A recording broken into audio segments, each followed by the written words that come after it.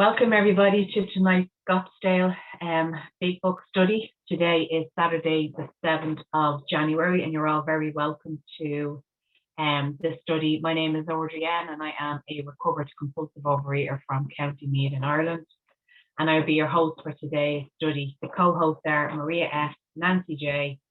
and Johan. If you have any questions during the meeting, please contact the host or the co-host private messaging in the chat function. Please note that the speaker, Harlan, will be recorded for the duration of the study. However, the question and answer session which follows will not be recorded. We will post the link to the previous recordings in the chat box. We ask if you could please make sure to keep your microphone on mute at all times. And if you are doing anything distracting, exercising or moving around or eating, we'd ask that if you could please turn off your camera. We will now open the meeting with the Serenity Prayer. God, grant me the serenity to accept the things I cannot change, the courage to change the things I can, and the wisdom to know the difference. Thank you. And now hand you over to Harlan. Thanks, Harlan. You need to unmute yourself, Harlan. About that. Okay, now I can start again. I really appreciate being here, you guys being here today, and I appreciate all the service that you guys do to make this meeting possible. What a wonderful, wonderful group we have here. And this morning, we are going to just remind you for the last time that next weekend, instead of skipping the meeting, we're going to have two speakers. We have one in place, and I'll get another one before next week. We'll get somebody to fill in, but they're not going to be doing Big Book like I am. They're just going to tell their story, and we'll follow that up with questions and answers. We'll have two 30-minute speakers, and so that'll be good. And next weekend is the OA birthday. I couldn't even think. Next weekend is the OA birthday in Los Angeles, California. We would love to see as many people out there as we possibly can. For information, registration, go to Los Angeles Overeaters Anonymous Intergroup. That's LAOAIG, or Los Angeles Overeaters Anonymous Intergroup, and click on the link that says OA birthday, and you can register for your hotel. You can register for anything that you need in terms of whatever on that website, in that situation. You can register for the convention, and I hope to see as many of you out there as we can. That said, if you're going to be here, you're going to have two wonderful, wonderful speakers, and I couldn't be more excited about the speakers that you guys are going to have for next week. We have been talking, and when we get started, we're going to be on page 68. We reviewed our fears thoroughly. We're going to start at that point. We reviewed our fears thoroughly. Where does fear come from? I covered this in detail a couple of weeks ago. Fear comes from a threat or a perceived threat to one or more of my basic instincts of life. There are three basic instincts of life: are the social instinct, the security instinct, and the sex instinct. If you would like a much more detailed explanation of these instincts and how they affect us, go to the recording that I made about 2 or 3 weeks ago, and it's right there. And if I do say so myself, it is well done. I think it is very, very well done. But fear comes from a perceived threat to these instincts, or in other words, I'm going to lose something that I have that I don't want to give up, or I'm not going to get something in the future that I want. Resentment always looks backwards. Re means to do again. Sentiment comes from an old word, sentire, which means to do again.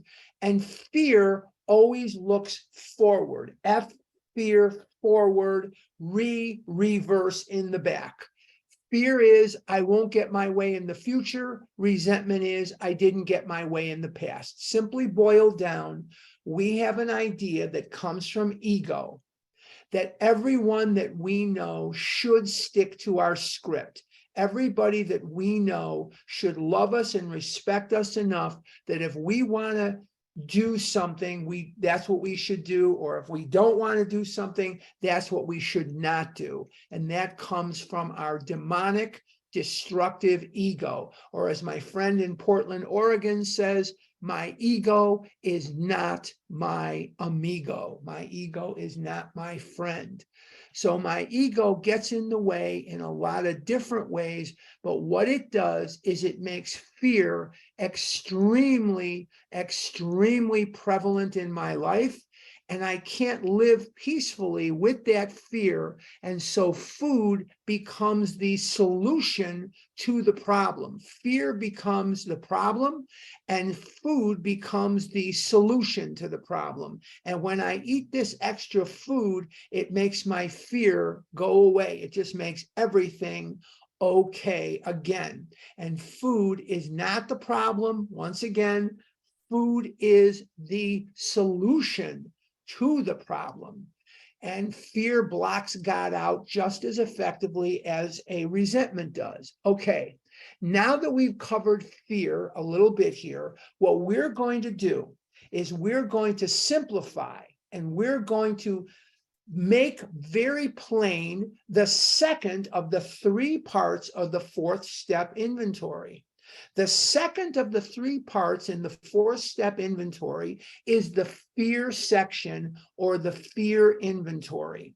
And remember that this is for fears that do not have a resentment attached to them, as the book is going to tell us. It is for fears that do not have a resentment attached to them. So let's go to page 68. And if you remember, we used a 4-column inventory for resentments. The first column for resentments is who or what do you resent? The second column is for what did they do to you? Why do you resent them? 19 words or less, please. The third column is what basic instinct or instincts are affected by this resentment. And the 4th column in the resentment inventory is what did I do, if anything, to bring this resentment about, and what character defects were brought to the surface. Once again, just to review, we used a 4-column inventory for resentments. Now we're going to use a 4-column inventory for our fears. We're not going to make it complicated. We're going to make it as absolutely simple as we possibly can. So we're going to simplify rather than complicate. Whenever you find yourself standing at the precipice of any OA activity that seems overly complicated to you, you're probably doing it wrong. I'm going to say that again, because for some people, that's not a very comfortable thought, because we are more comfortable. The more complex something is, we tend to get very comfortable in it because we get paralyzed and we don't have to do anything a lot of times. But the more complicated something is, the better the chance I'm doing it incorrectly. This is a very simple program. It is a very simple program for complicated people. Simple program, complicated people. We're going to simplify this fear inventory so that we can do it and not fear it. One of the fears people have very, very consistently is, I fear my 4th step inventory. There's really nothing to fear. It's very, very simple. Stop trying to do it perfectly, and you'll find that when you stop trying to do it perfectly, that it comes along quite nicely, actually. Okay, page 68. We reviewed our fears thoroughly. Okay, let's take a look. We reviewed our fears thoroughly. We put them on paper, even though we had no resentment in connection with them. If there is a resentment in connection with your fear, where does it go? It goes in the resentment section of your inventory. So we reviewed our fears thoroughly. We put them on paper. Column 1, who or what do you fear? Who or what do you fear? We asked ourselves why we had them. Column two, why do you have this fear? What is it that, why do you have it? Wasn't it because self-reliance failed us? Self-reliance was good as far as it went, but it didn't go far enough. Column three, we're going to translate that into what basic instinct or instincts are affected by this fear. Column one, who or what do you fear? Column two, why do you have the fear? Column three, what basic instinct or instincts are affected by this fear? Some of us once had great self-confidence, but it didn't fully solve the fear problem or any other. When it made us cocky, it was worse. So we're just going to put in column four, what did you do, if anything, to bring the fear about, and what character defects were brought to the surface? It's a very simple process. I'm going to review the 4 columns of the fear inventory so that we can move forward rather quickly. Column 1. Who or what do you fear? Column 2, why do you fear it? Column 3, what basic instinct or instincts are affected by this fear? Column 4, what did you do to bring the fear about, if anything, and what character defects were brought to the surface? Very, very simple. We can understand that. We don't need to use any downloads. We don't need to go buy any concordances. We don't have to go to the bookstore and buy anything. We can just use what's in the big book. If you want to buy those things, it's not wrong. It's not bad. I just don't see the reason for it. I really, truly do not. There are some good downloads out there. There are some not so great downloads out there. I don't use them. I don't know. So let's not waste time in the question and answer asking me about specific downloads, because I don't use them. And to tell you the truth, I don't know. Let's continue on. We've got, perhaps there is a better way. We think so. I'm on page 68. For we are now on a different basis, the basis of trusting and relying upon God. Instead of relying upon ourselves, we're going to rely upon God. And how are we going to rely upon God? By doing our 4-step inventory, 5th, 6th, 7th, 8th, 9th, and then we're going to get into step 10, and that's going to clear out these fears, these resentments, these emotions as we move forward in our program recovery. We trust infinite God rather than our finite selves. Now, there is probably not a time in my life where I haven't had some fear going on at some time. I was born a very scared kid. I didn't like to be away from my folks, even though they were crazy and all this other stuff. I felt very bad when I was away from them, and I would often get upset. I feared the future. I feared the past. I have a lot of shame. I have a lot of guilt. I have a lot of remorse. I have a lot of emotions that build up inside me, and I don't want them to see the light of day when I'm in my disease. Now I'm fine with it. I'm okay with it. But at that time, when I was in my disease, I did not want my emotions to ever see the light of day. I figured if I could just keep everything to myself, then everything would be fantastic. And that's what I most wanted, was just to keep everything to myself. Let's concentrate on you. Don't concentrate on me, and then that way I'll be better off. Well, the truth is, there's a time to think about other people, and then there's a time to think about ourselves and do our inventories. Both have their place, both are important, and both need to be in place if I am going to recover. So it's very, very important for me to understand that I can't rely on myself. I have to rely upon God. Very important. We are in the world to play the role He assigns. You remember in different parts of the big book, it says, He is the Father, we are His children. He is the director. He is the principal. We are His agents. So we have many, many other areas of the big book where we are getting reminded that we are in the role to play we are here in the world to play the role that God assigns. You know, I want to be the first baseman for the Cubs or the quarterback for the Bears, or I want to be here, or do this or do that. Well, I didn't pay the price. You know, I didn't go out and do the work to become those things. I didn't do the necessary footwork. And we have a friend, all of us have a friend in New Jersey, South Jersey, and she says, I'm very sorry you did not get the results from the work you did not do. Well, if I'm not going to do the work, I can't expect any type of results. Even when I do the work, a lot of times I get told no, I get told, you know, something else by God. And God says, if you just rely on me, I've got something better for you. I've got something that'll be much more in line with your needs and your wants and your desires.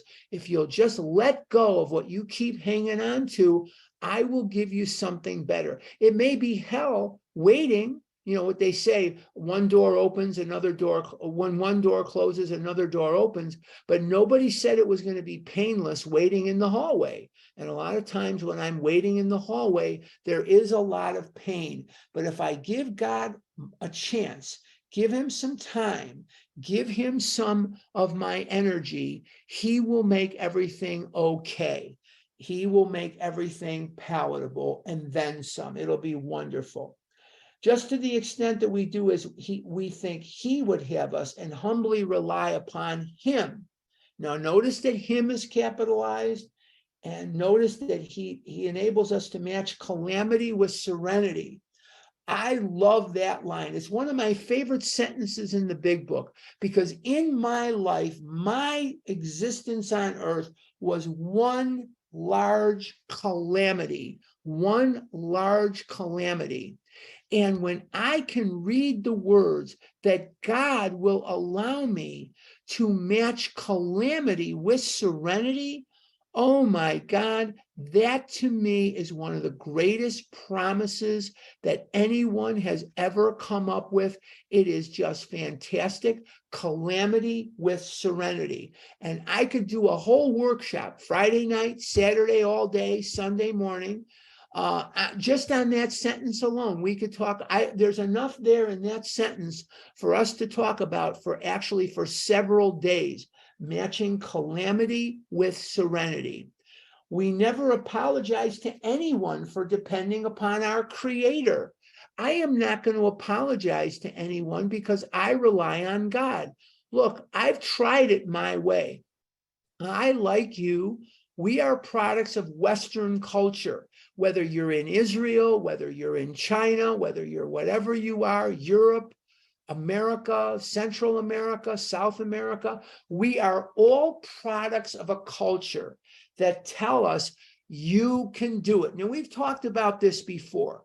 You pull yourself up, young man, by the bootstraps. You pull yourself up, young man, and you discipline yourself. You know, if you only had discipline, if you only had character, if you loved your mother, you wouldn't eat that much. If you loved your father, you wouldn't eat that much. I loved my mom. I loved I loved my dad. You know what? I ate the way I ate because I'm a compulsive overeater, and no amount of discipline, no amount of knowledge, no amount of character, no amount of brains is going to alter the fact that I have an illness of the mind and an illness of the body that only a spiritual awakening will remedy. Notice I didn't say cure, I said remedy. And we learned at the end of chapter 3 that only a spiritual experience will help me conquer my alcoholism. Now, I never had a spiritual experience, but I have had a spiritual awakening as the result of these steps. And that spiritual awakening has made it possible for me not to compulsively overeat for the last 24 years plus. And I am beyond grateful to God Almighty, that it has been my privilege to be part of this journey for over 24 years, and I have not found it necessary to compulsively overeat. Trust me, that is not my doing. So when we're told as children, you can do it, I'm here to tell you, if you are a compulsive overeater, give up the ghost, because you will never be able to do this. It is not one of the possibilities. It's not going to happen. You are not going to be able to control your food by yourself on your own. Not going to happen. Okay. We never apologize to anyone for depending upon our Creator. We can laugh at those who think spirituality the way of weakness. Paradoxically, it is the way of strength. I believe it is the way of strength also because it gives me access to the strongest force in the universe, which is my Creator. There is no force in the universe more impactful, more powerful, more guiding, more munificent, more benevolent than God. There is no greater force in the world. And I thank God every day that I see that, because I couldn't see it for the longest period of time.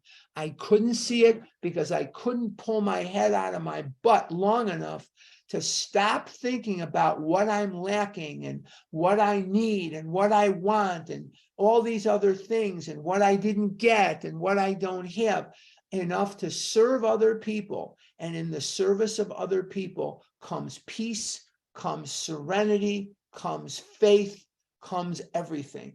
As long as I'm serving with no expectation of any return. The minute I expect a return, I'm in trouble. Let's continue. All men of faith have courage. They must trust their God. We never apologize for God. Instead, we let him demonstrate through us what he can do. One of the things that I'm very, very grateful for is within me and you, we are demonstrations of God's omnipotence. If God can restore you and I back to society, and God can help us with our food disorder, then he can pretty much do anything. And it's these pockets of agnosticism that have gotten in our way for so very, very long.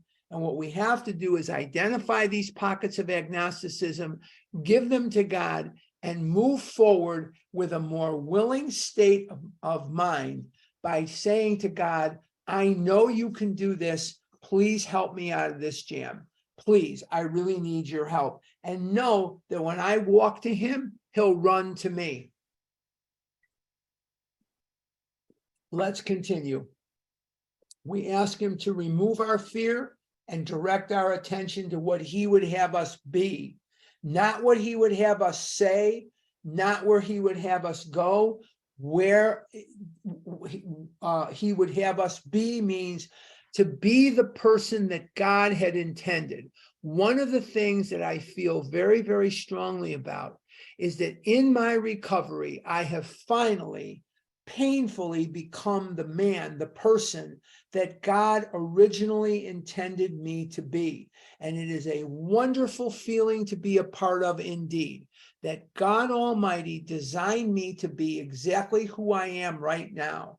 And that I don't have to put on a facade. I don't have to put on airs. I don't have to do anything like that. I'm just the person God intended me to be. I don't have to outthink you, outmaneuver you. I don't have to think, if you want me to be a Democrat, I'll be a Democrat. You want me to be a Republican, I'll be a Republican. Whatever it is you want me to be, I'll be that.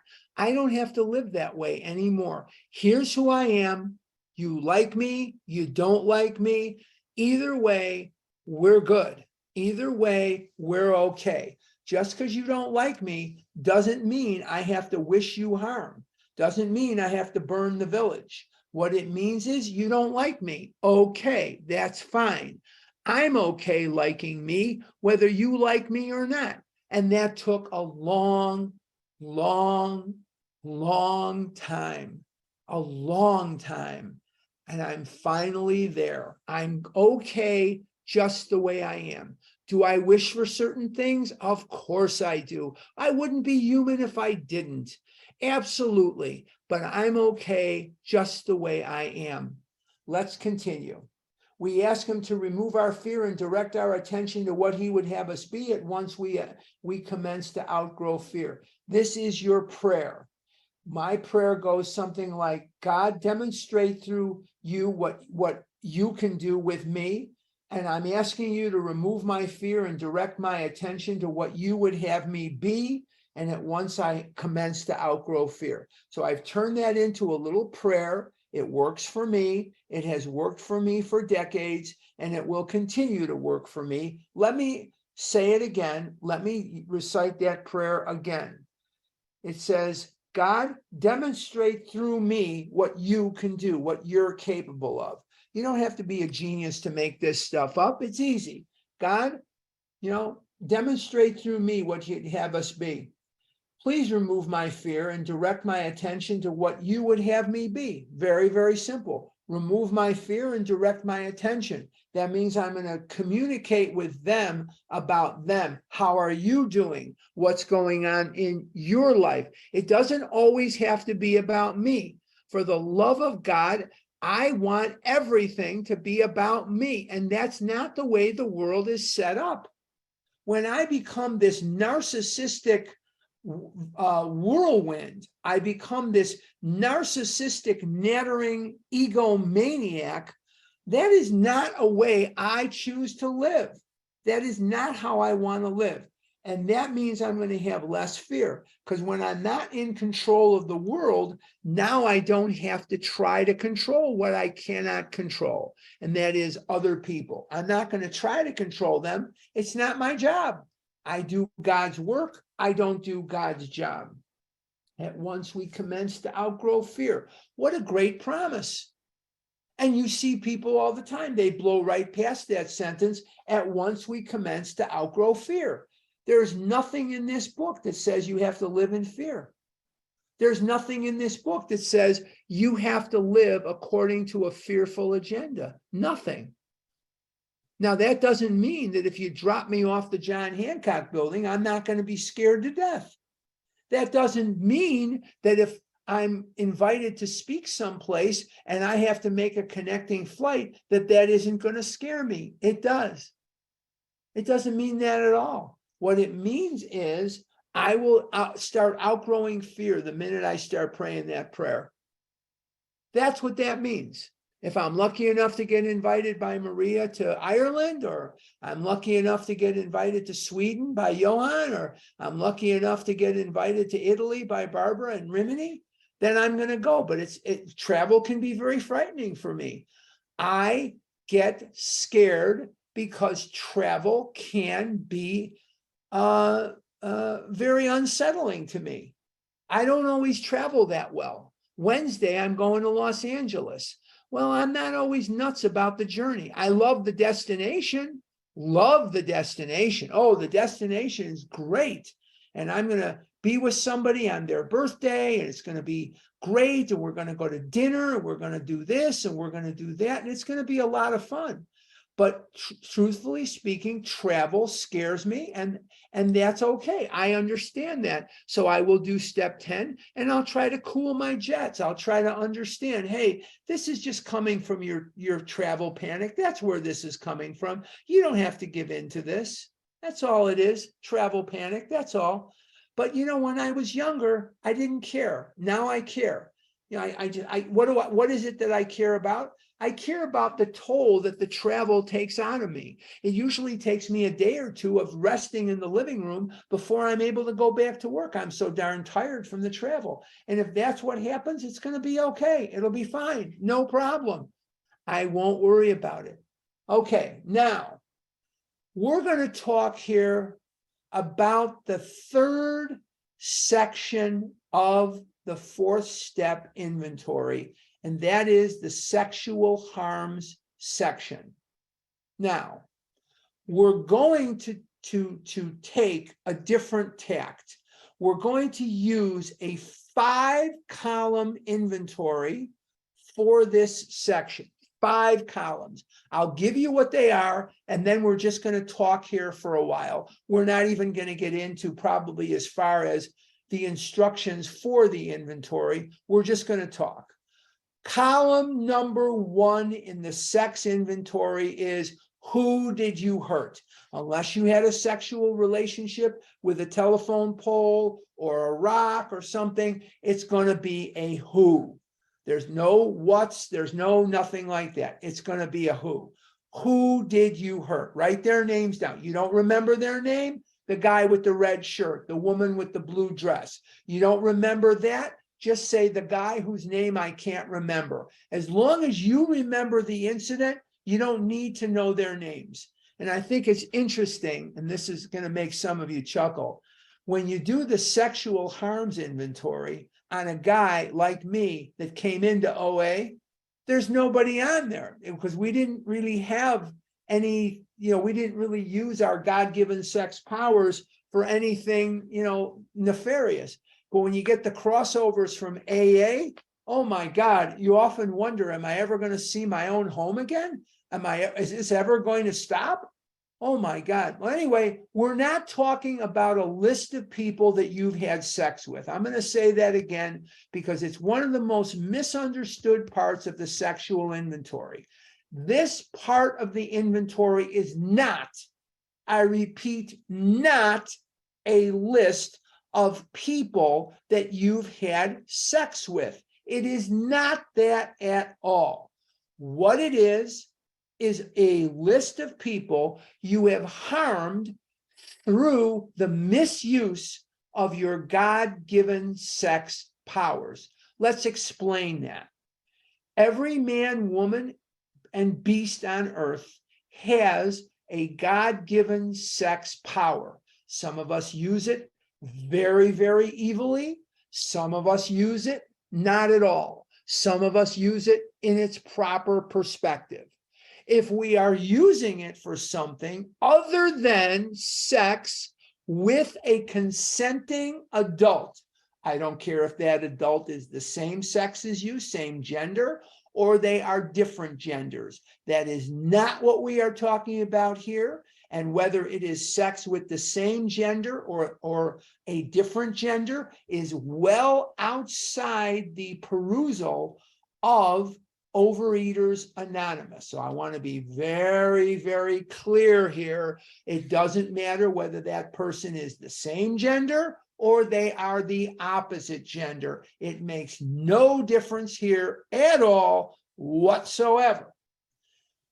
Now, when we use our God-given sex powers for something other than sex with somebody who is consenting, who has the right and privilege of saying yes or no, in other words, not a child, not someone who is handicapped, not someone who is imprisoned in some way, I don't mean in a jail, someone who can't get away from you, someone who can't say no, then you're fine. You can use sex to enjoy it, or, and I didn't say and, I said or, to recreate yourself. So there's sex to enjoy and or to recreate yourself. If you're using your God-given sex powers for something other than that, now we want to take a look at that. Let's do so together. Each and every one of you learns from a very early age on, especially you ladies, when you get to be about 14, 15, you start learning, wow, I've got a lot of power here. Whoa, I can really wield that power very, very effectively, very effectively. Now, you get a job and you're working, and Mr. Jones or Miss Smith or somebody in that hierarchy of that company takes a shine to you. I don't mean because you're a good worker. They take a shine to you because they are attracted to you. And you don't really care anything for them. Maybe you never had sex with them. But did you use your God-given flirtation? Did you get the job by flirting? Did you get the job? Did you use your God-given sex powers for something other than what they were intended for? Did you use your sex powers to further your career? Maybe you wanted a promotion, so you made it known to this person who had a crush on you that, maybe they could take you to dinner, maybe they could do this, maybe they could do that. You didn't really mean any of it. You're just flirting with them. You're leading that person on into believing that there's something there when indeed there is not.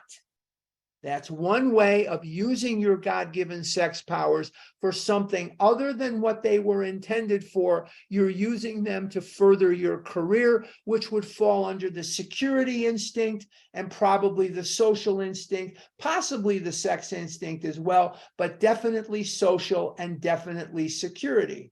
Okay? Now, let's say you are in a relationship with somebody. Now, this is obviously the most classic, thing here, the most classic. Number one, you're in a committed relationship with somebody and you step out of that relationship and you carry on with someone else. I had that happen to me. I wasn't the one carrying on, but my wife clearly was. She was carrying on with somebody that she met at work. And when she told me in May of 2010, we need to talk. We're getting a divorce. I'm in love and you're not making a lot of money and blah, blah, blah. And he makes more than you and blah, blah, blah. Well, that is something that you would want to look at if you have stepped out of a committed relationship, whether there's marriage involved, whether there's not marriage involved. That would be something to look for, because you are not only hurting the other person, you may be hurting children, you may be hurting parents, relatives, friends. There's usually a lot of collateral damage when something like that occurs. Perhaps you're using your God-given sex powers to manipulate another person.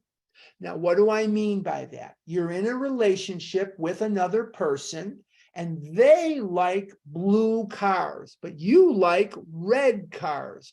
So you'll cut them off at the pass and chop them off from any affection, any sex, any contact until they come around to your way of thinking.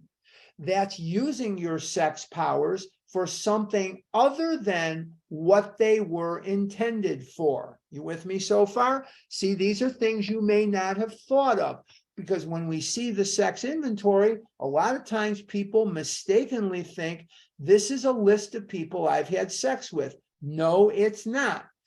Or they think if I've never cheated, well, you don't have to do it. Well, when I first did my sex inventory, I was not only a virgin, I had never been on a date before in my entire life. I didn't go on my first date with a girl till I was 35 years old. And I was morbidly obese. So believe me, I didn't have sex powers.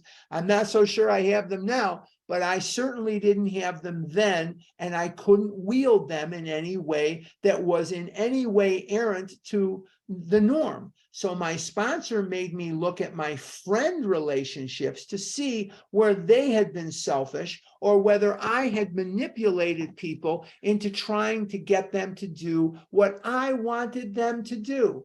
And so I had to use my inventory to look at all my relationships. I didn't have sexual relationships yet at that time. Now, thank God I have. But the bottom line is, at that time in my life, I had not had that.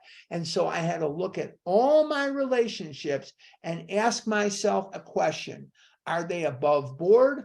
Are they manipulative? Am I using somebody? Am I using somebody to get to something I want? Maybe my friend has a rocket ship that goes to the moon, so I befriend that person so I can ride on the rocket ship to the moon. You can fill in from your own life.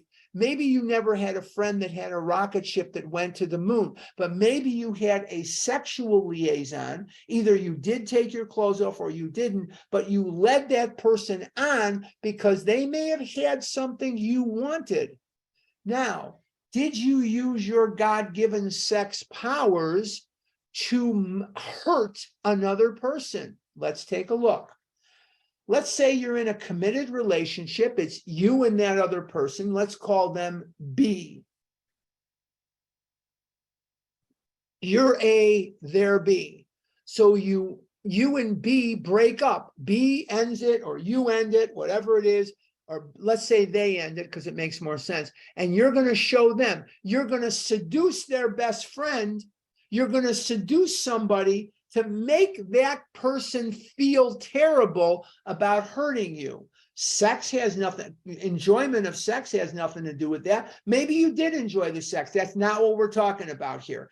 You didn't go into this to enjoy the sex. You went into it to hurt the feelings of another person.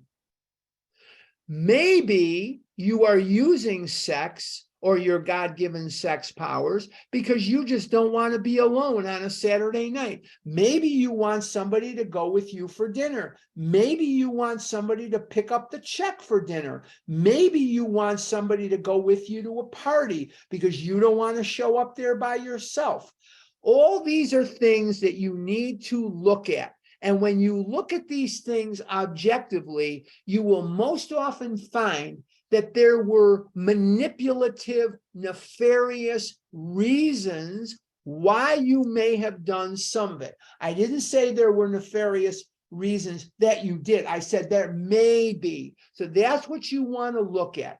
Did you use your God-given sex powers to manipulate or hurt another person? Did you ignore them? Did you cut them off? Did you give them the cold shoulder, refuse to talk to them, refuse to give them sex? Now, I'm not saying you have to do everything the other person wants. You're not, no, that's not what I'm saying, but somewhere in the middle. And here's the last thing I will cover in the sex inventory. Are you making demands on somebody in this area that they have expressed to you they would rather not do? Or are you withholding something that you could easily do, but you just don't want to be bothered to walk that extra mile to make sure that that person is satisfied and happy? Ponder these things that we've talked about. Ask yourself in every reflection of the relationship of your life, did you misuse your God-given sex powers for something other than what they were intended for? Did you hurt people in the process? This is not a list of people that you've had sex with. It is not that at all. And as overeaters, we will run the gamut of extremes. We will either have sex with very, very few people, or we've had sex with, oh my God, is the list ever going to stop people? We have a tendency to run to extremes in this area. And there's a lot, this is for another time. This is for another meeting. But there's also a lot of love addiction. Wherever you get people that are addicted, there is a lot of love addiction that comes into play here. But do the best you can to separate these things and put down an inventory that you know is accurate. Don't be perfect. Do the best that you can. You don't have to be perfect. The only step you have to work perfectly is passo prima, step one. I learned how to say that from my friend Barbara in Italy, in Rimini, Italy. Step one is passo prima, step one. Okay, let's go to the bottom of 68. Now about sex. Many of us needed an overhauling there, but above all, we tried to be sensible on this question. It's so easy to get way off the track. Here we find human opinions running to extremes, absurd extremes perhaps. One set of voices cried that sex is a lust of our lower nature, a base necessity of procreation. Then we have the voices who cry for sex and more sex. but who bewail the institution of marriage, who think that most of the troubles of the race are traceable to sex causes. Very Freudian there with Freud, everything was sex and sex and sex with Freud. Okay. They think we do not have enough of it, excuse me, or that it isn't the right kind.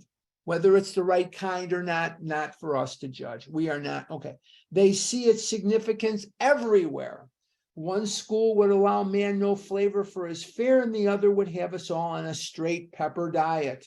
We want to stay out of this controversy. We do not want to be the arbiter of anyone's sex conduct. We all have sex problems, for sure. We'd hardly be human if we didn't. What can we do about them? Here is your specific instruction.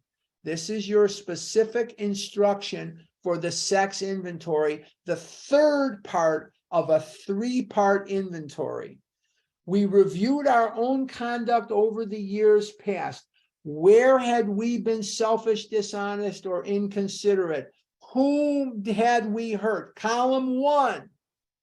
Who did you hurt? Column 2. What did you do to them? 19 words or less, please. Do not write me a flippin' novel on what you did to them. I don't need it in the X-rated section of the bookstore. Just give me headlines. What did you do to them? I'm not looking for pornography here. I'm looking to get to the facts. Don't write me a blow-by-blow description. Did we unjustifiably arouse jealousy, suspicion, or bitterness? Third column, first column in the sex inventory of 5 columns. Number 1, who did you hurt? Number 2, what did you do to them? Column 3, what basic instinct or instincts are affected? Column 4, what defects of character in you caused you to take or omit that action? Column 5, we're going to get to, where were we at fault? Column 4, what should we have done instead? Column 5, what should you have done instead? Column 1 in the sex inventory, who did you hurt? Column 2, what did you do to them? Please don't write me pornography. Just tell me what you did to them. Okay? Some of that stuff is best left in your mind. And, when you have a certain smile, we'll know what you're thinking about. We don't need to hear it. Column 3, what basic instinct or instincts are affected? Column 4, what defects of character in you caused you to take or omit that harmful action? And column 5, what should you have done instead? I'm going to do that one more time. Column 1, who did you hurt? Column 2, what did you do to them? Column 3, what basic instinct or instincts are affected? And column 4, what defects of character in you cause you to take or omit that action? And column 5, what should you have done instead? Let's move on. We got this all down on paper and looked at it. You put it down on the paper. So now we have completed 3 sections of the 4th step. We've completed the resentment section. We've completed the fear section. And now we have completed the sexual harms section. Now I want to ask you a rhetorical question. You don't have to answer me. You don't have to put your hand up. We're not done yet. Did you see anything in this 4th step that is so difficult, so complicated that you just can't do it? And yet there are people that they go nuts. Get it down on paper. Do what is expected of you, and you'll never go wrong. You will be fine. Resentments, you know who or what you resent. Fear, you know who or what you fear, and sexual harms done others. Let's just say you forget somebody or something. Is that the end of the world? No. We have step 10. No, it's not the end of the world. Should you deliberately leave people out? No. Are there things on here you might be ashamed of? There is nothing you're going to put down that we haven't heard 80 million times. Nothing. Nothing. Until you get to that point where you are not so unique as you think you are, it's going to be difficult. You haven't done anything. You haven't had sex with anyone. You haven't done anything that we haven't heard a million freaking times. A million freaking times. In this way, I'm continuing on page 69. We tried to shape a sane and sound ideal for our future sex life. Now, I have worked on my ideal. I only have about 9 minutes left, so I'll share mine with you. I went on my first date with a girl. I was 35 years old. I missed out on decades and decades of this stuff. I have a friend in from Chicago.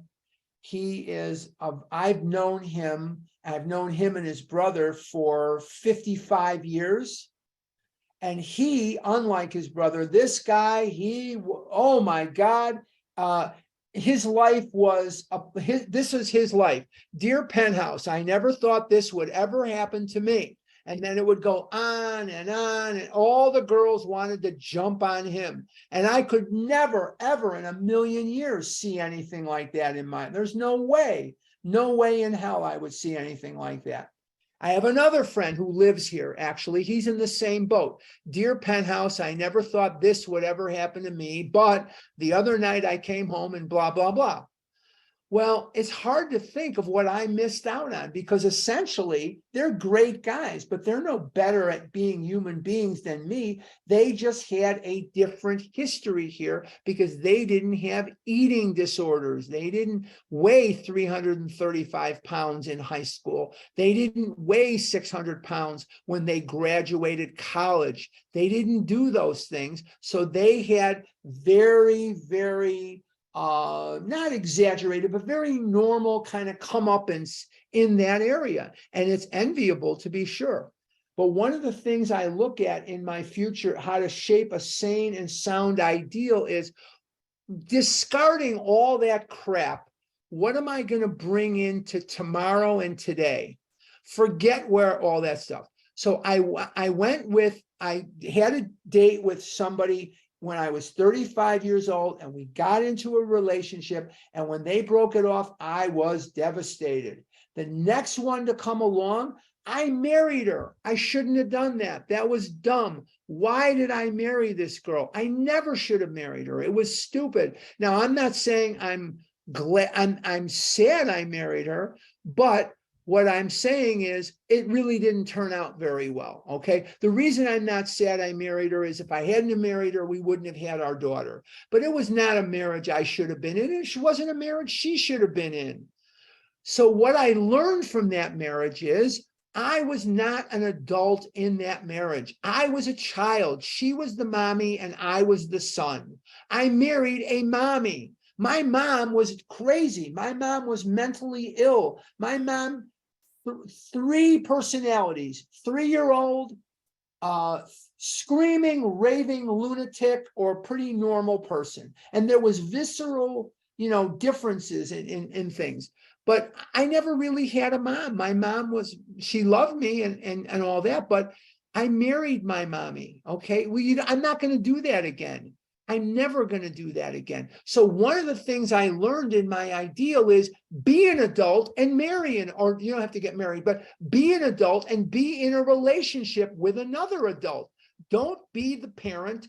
Don't be the child. Very important lesson. I hope I stick to it, but that's what I learned. I also learned that in my marriage, which was 17 and a half years, and we were together 18 and a half, almost 19 years, is you don't have to be wrong all the time.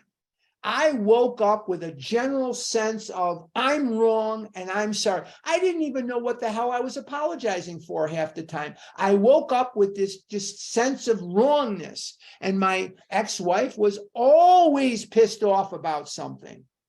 And I shouldn't be in a relationship where every day and every situation I'm being yelled at and excoriated and you know all that. No, that's not the relationship I need to be in. So sometimes you got to call the fight off. You got to throw in the towel and say, hey, this isn't the relationship for me. And that comes from having the faith to say something else is going to come along.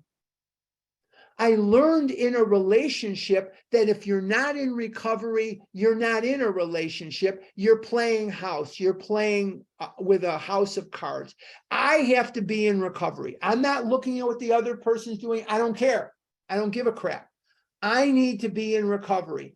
I need to not be overeating. I need to be working my program. That has to come first. It's program first, the other person second, me third.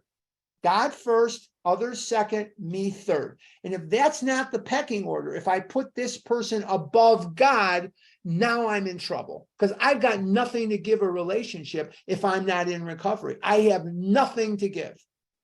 Number 3, what else did I learn? Number 4, whatever the hell it is, 3, is I am who I am what I am. I don't have to pretend that I'm a Democrat if I'm a Republican. I don't have to pretend I'm a Republican if I'm a Democrat. I don't have to be something I'm not. This is who I am. This is what I am. This is what I look like. I'm not happy about it either. I wish I looked, you know, whatever. But the bottom line is that I am who I am. Like Popeye the Sailor Man, when he's at the end of each cartoon, he'd say, I am what I am. This is me. This is what you're getting. You don't like that? You don't want that? That's it. Now, here's something I learned after marriage. I was in a relationship that was constantly me chasing and the other person running, me chasing and the other person running. That's not a relationship. That's insanity. That's not a relationship between two people. That's a relationship between me and craziness. If it's not meant to be, let it freaking go. Let it go. So I got a very clear schooling the last time I was in a relationship that if somebody is telling you something, listen to them. Maya Angelou said, when somebody tells you who they are, listen to them. I'm listening. I'm a better listener today than I was before that relationship. You tell me several times you don't want to be involved with me. Have a great life. Best of luck to you. I would rather be alone than be chasing the elusive butterfly of something that is not meant to be. And just when I stopped chasing it, something magical happened in my life. Something magical happened in my life. Now, I don't know what the story is, but something magical happened in my life when I stopped trying to tackle what God did not want me to tackle. And so you learn, you live and learn. I'm going through crap now, relationship-wise, that my friends who are here from Chicago and the one that lives here, they went through this when they were 16, 17, 18. And when I tell them what I'm going through, they says, well, we experienced this, you know, when Nixon was president or when, you know, whatever. So they went through it very early because they were in their 4th relationship or 5th relationship or 300th relationship many years ago. So I'm going through that now. And there are things physically I can't do. There are things physically I can't do. I'm 68 years old. I take a beta blocker. Because I take a beta blocker, it's difficult. So if you're a man, you understand. If you're not a man, you don't need to understand. But I have to take a beta blocker for my heart, which means there are things I can't do. I wish I could do them. Boy, do I wish I could do them. I can't do them. So there are many, many things that we learn as we go through life, as the earth revolves around the sun, and we learn these things. Are we applying them? Are we bringing them into our life? All this stuff that we know in recovery, if we don't apply it to our lives, is absolutely worthless. It's got to be applicable. And if it's applicable, I have to apply it. And what that means is I don't just theoretically read things in a book and say, yeah, this is great for the inventory, and then go live the same way I was living. We don't apologize to the Constitution. We amend it. What does amend mean? It means to change. I have to change my life based on what I'm learning. If I don't change my life based on what I'm learning, what am I here for? I'm not going to keep on I'm not going to keep recovery. I'm eventually going to go back into the food because the pain of not eating is going to be massively too much to bear. So we have to apply these things in our life. Okay. Before I turn it back over, just a reminder, we are going to have 2 wonderful speakers next week. We are going to have them speaking to you on Zoom, just like you're tuned in now. And it's going to be fantastic. I will be in Los Angeles. A lot of people ask me, when you go to Los Angeles, do you still let people know that USC sucks? Yes, I do. Absolutely. I let them know that the Dodgers and USC blow chunks. But the bottom line is you're going to have a great meeting next week. We will reconvene in 2 weeks, and we are going to have one